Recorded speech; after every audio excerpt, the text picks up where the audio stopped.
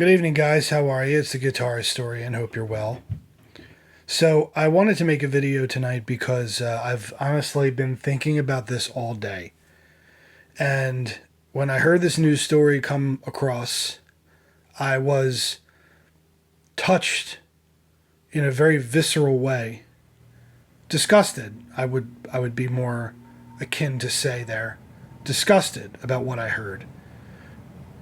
That I really needed to make this video. But before I really get into the specifics of what I'm talking about, I just want to say that I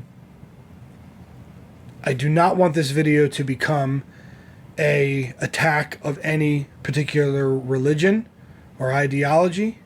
Okay? I believe that any religion or ideology can be perverted to become more or less what I would consider a cult, and I believe that is some of the behavior that we're seeing all throughout the world in a lot of ways.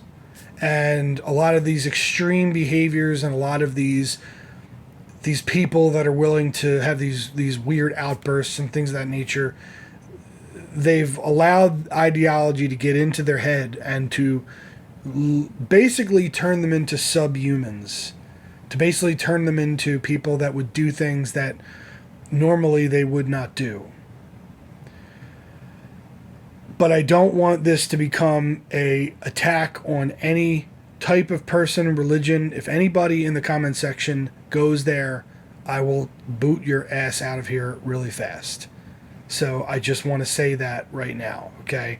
This is about a specific thing that happened, a specific group of people that did this horrible act that we're going to talk about in a minute. And that's who I want to focus on. That's who's responsible. Okay. If you haven't heard, the news story that came out was that in Afghanistan, where the Taliban now are in complete control, they have banned music. And there is a folk singer in Afghanistan named Fawad Andarabi. And Fawad was, in looking at his music, I would call him almost like the Afghani John Denver, for lack of a better way of putting it. He sang about his homeland and nature and things of that, and that was basically what he did. So he was very well known there for a very long time. An older gentleman, looked like he was in his late 50s, maybe around 60. When the Taliban took control a few weeks ago, they basically banned all music except for any kind of religious music, and all of the radio stations and anything that played music would only play religious music at that point.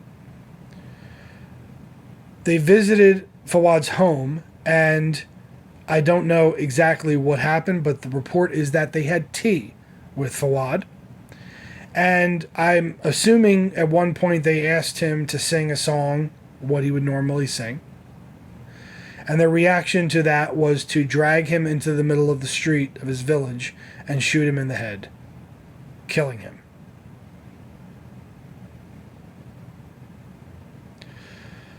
So, for whatever reason, this news story had an absolute effect on me. I couldn't think of anything else but Fawad and his family. And first and foremost, I want to assure them that there are people over here thinking about them and hoping that they can find a way out of that country and the barbaric and brutal things that the Taliban are doing over there.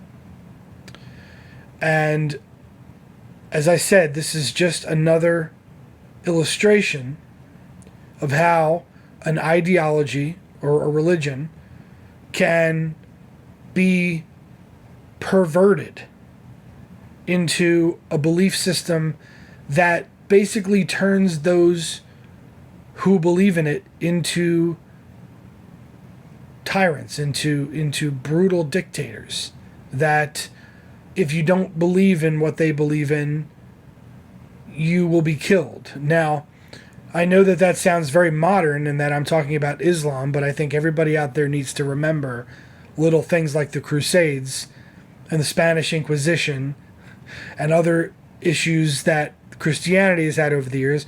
Every religion over the years has had its moments that it wishes it could take back.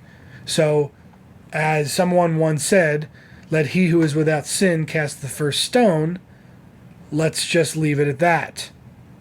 What we are talking about is the Taliban. We are talking about terrorists. We're talking about these people over there in that country right now. The ones that are perpetrating these acts of violence, destruction, and control. And that is what it is in the end, is that all they want to do is control the people. They want to control it to the point where the joy of living life, of just being alive, is sucked out of everything. And it's replaced by this overwhelming belief in the religion that they prescribe to. And that there's no room for anything else. And that anything that doesn't talk about it, anything that doesn't have anything to do with it is banned and done and gone. And it's disgusting. Now again, everybody can talk about, what happened and how it could have been done better. The United States was in that country for 20 years, okay? And one would have hoped that when we left it, there would have been a government to kind of carry on the sentinel of freedom, so to speak. But that didn't happen. They just stepped aside and let the wolves into the den. And so here we are. But that doesn't mean that me, as a part of the musical community, is just going to let that happen. We cannot let this go. So we have to, first and foremost, remember Mr. Andarabi and remember his music and try to fight this vile hatred that we are seeing of anything joyful. I mean, I cannot imagine someone walking into my house and taking all of my musical equipment and my records and all of my music and saying that it's now illegal. But that's what's happening over there. So anything that you guys can do to help the folks that want to get out of Afghanistan, that need to get out of Afghanistan, I urge you to do, because these refugees are leaving a situation that can end their lives. It's real. This man was killed for being a folk singer. So don't let it go. And let's help wherever we can. And first and foremost, let's remember Mr. Andarabi. Thanks for watching.